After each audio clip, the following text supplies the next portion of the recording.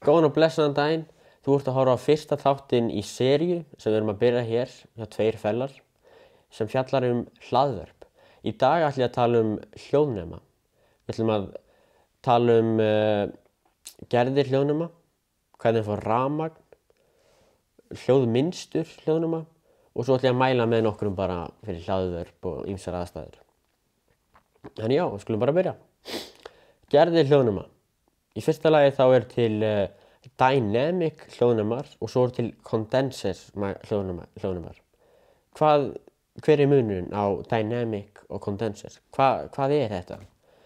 Já, dynamic mikrofónar eru eins og þessi hérna. Þetta einmitt mikrofónir sem við notum í hlaðvarpinu. Og síðan condenser mikrofónar sem þú ert að heyra hér, sem þessi lavalier mikrofón. Og síðan condenser uppi sem small diaphragm condenser. Það er svona mini shotgun. Helsti munurinn sem ég finnst með dynamic og condenser einfaldlega að dynamic mikrofónar þurfa ekki rafmagn. Hins vegar þurfa condenser mikrofónar rafmagn. Þannig þegar þú ert að tengja þinn condenser þá ertu alltaf að tengja hann einhvern sem með rafmagn eða þá að hann sé bara með batteri.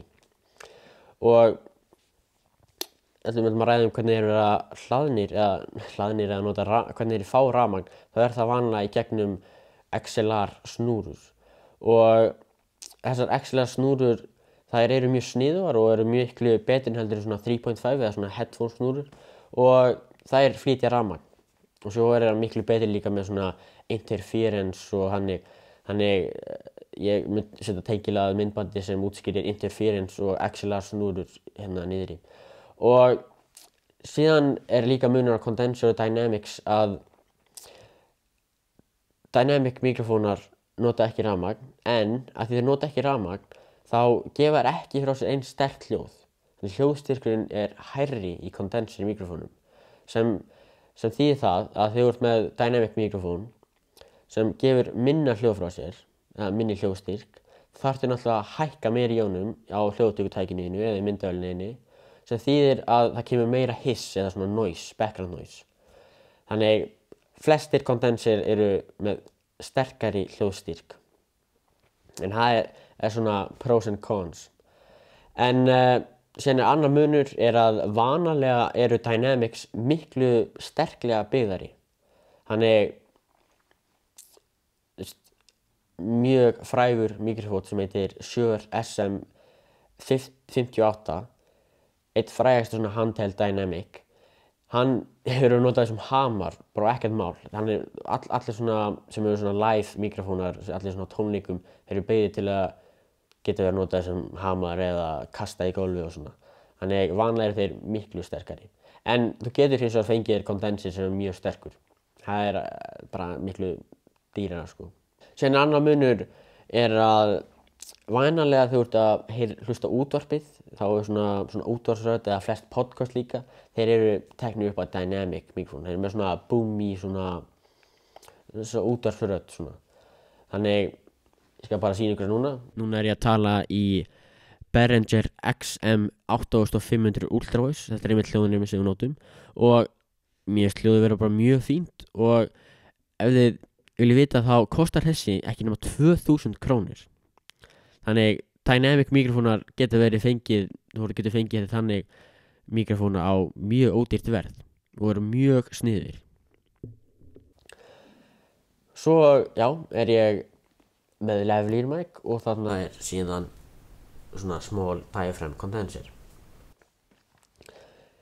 Ef við tölum núna hljóðmynstur, þá það einfaldlega, skal sýna ykkur hérna, þá það einfaldlega hvernig hljóðneminn tekur upp hljóðið. Nú að heyra mér í þessum dynamic mikrofón.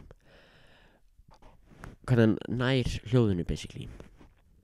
Og ef ég sýna ykkur hérna, þá þessi mikrofón með cardioid polar pattern, eins og það ensku, þetta hljóðmynstur, sem þýðir það að þið sjá nú myndaði hérna, að hann tekur upp hljóðið það svona bara, ég lesi svo þessi bolti hérna bara, hann tekur upp hljóðið svona hér, en ekki fyrir aftan og ekki svona á hliðinum, eiginlega miklu minna á hliðinum og svo það heyra bara hérna að það verður alltaf minna og minna hljóð Það verður eiginlega ekki neitt hérna fyrir aftan hann.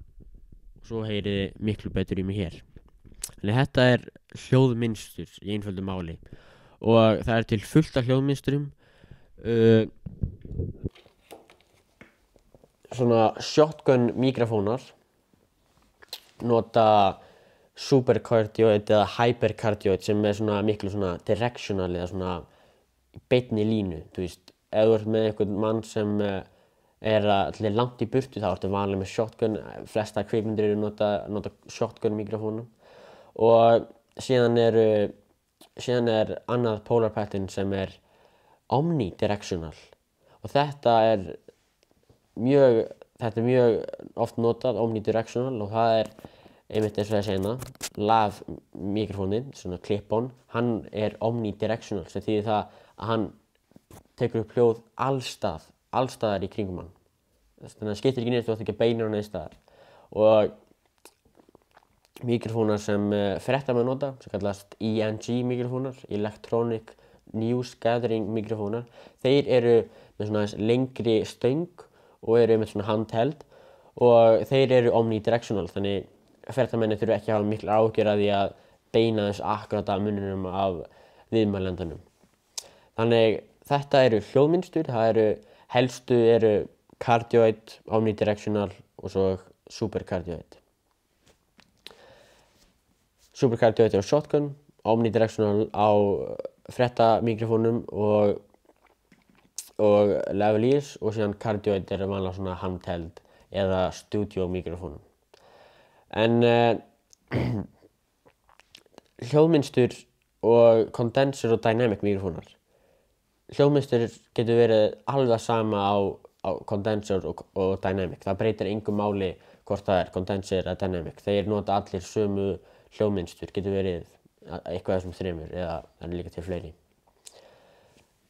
Ég get sett tengil niður í myndbandið, niður í descriptionið eða hvað sem það segir að mjög góð myndbandi frá Podcast Stage sem er mjög góð rás, mæli eindregið með því að gerast áskrifandi af því og hann útskýrir í miklu meiri smáatriðum muninn á kondenser og dynamic mikrofónum. Og síðan er komið að bara að mæla með nokkrum mikrofónum. Ef þú ert að gera hlaðvarp þá mæli ég eindregið með þessum Behringer XM8500 Ultra Voice, mjög ódýr, mjög fín. En ef þú vilt fá miklu betri, eða ekki miklu, það munar smá, ég held að samt að venjuleg maðurinn myndi ekki, eða sem er ekkert að spá í þetta, myndi ekkert heyra munur sko, sem það kostar 12 skall, ef þú fær hann á ensku markaði, kannski 15-16 með skatti, þá hann heitir Shure SM58, eiginlega bara frægasti dynamic mikrofón, alveg bara byggður eins og tankur og bara, þú getur hamrað nagla með hann og sko, það finnur ekki hamar. Hann er mjög góður og svo eru fleiri frá Shure sem eru mjög góðir. Það kallast Shure, hvað heitir hann, 70B eða eitthvað svoleiðis, ég man ekki alveg hvað hann heitir. En það er annar sem er dýrari, ég get sett tengil á hann niður í, hann er mjög góður líka. En það eru líka, þetta er fullt af dynamic mikrofónum. Það eru líka, ef þú ert ekki með hljóðtökutæki sem er með svona XLR snúru, ef þú ert bara tengið í tölvuna þína, þá eru til dynamic svona mikrofónur, svona handheld fyrir podcast, sem eru með XLR tengi, USB tengi og það er eiginlega allt sem þú þarft sko, USB og XLR. Það er mjög sniðugt. Þannig að það getur tengt í tölvuna og í hljóðtökutæki. Það er einmitt líka með headphone jack sem er mjög sniðugt, þá getur heyrt hljóðið. Og síðan ef þú ert að versla shotgun mikrofóna, svona ef þú ert að versla mikrofóna sem fara á myndavélina, þá myndi ég mæla með Rode VideoMic Pro eða Rode VideoMicro, það er með aðeins minni budget. Og kannski Deity mikrofónir eru mjög líka góðir. Fullt af tenglum niðri, eins og ég segi aftur. Og ef þú ert að versla shotgun mikrofóna meira svona professional sem þú myndir tengja í hljóðtökutæki og vera með svona kannski boom arm eða sem núna með henni uppi, þá mæli ég eindregið með líka frá Rode NTG1, 3, 2, allir þessir, 1, 2, 3 og líka frá DJI eru mjög góðir, eða Sennheiser, það er fullt af þessu, fullt af linkum niðri. En ef þú versla lav mic sem mjög sniðugt ef þú ert til dæmis að labba úti eða tengir þetta í svona þráðlausan transmitter, þá mæli líka með Rode, þeir eru mjög góðir. Þessi Rode Lavalier Go sem við erum núna að taka upp í og já, það er mjög sniðugt. En síðan eru líka bara farið endilega, ég mæli eindregið með að fara inn á download appi eða fara á síðuna B&H Photo Video. Það er uppáhaldsbúðin mín, bara uppáhaldsbúðin mín á öllum búðum í heiminum. Hún er staðsett í New York og þú getur pantað bara á netinu, sent það hingað og þú getur með þess að borga skattinn hjá þeim og þá þarf þetta ekki að fara í gegnum tollinn, þeir borga það. Og fær sem sagt að vita hvað það mun kosta með skatti, íslenskum skatti, ja, tolli, hvað sem maður segir. Og þar, hjá B&H finnur allar vörur sem tengjast myndavéljum, kvikmyndagerð, fótografí, taka myndir af módelum og svona, og hljóði, ljósi, öllu. Og það er fullt af hljóðnemum, alveg bara grúa, sko. Þessi hljóðnemi, hann getur verið fengið þar, þessi getur fengið þar, þessi getur fengið þar, allt bara.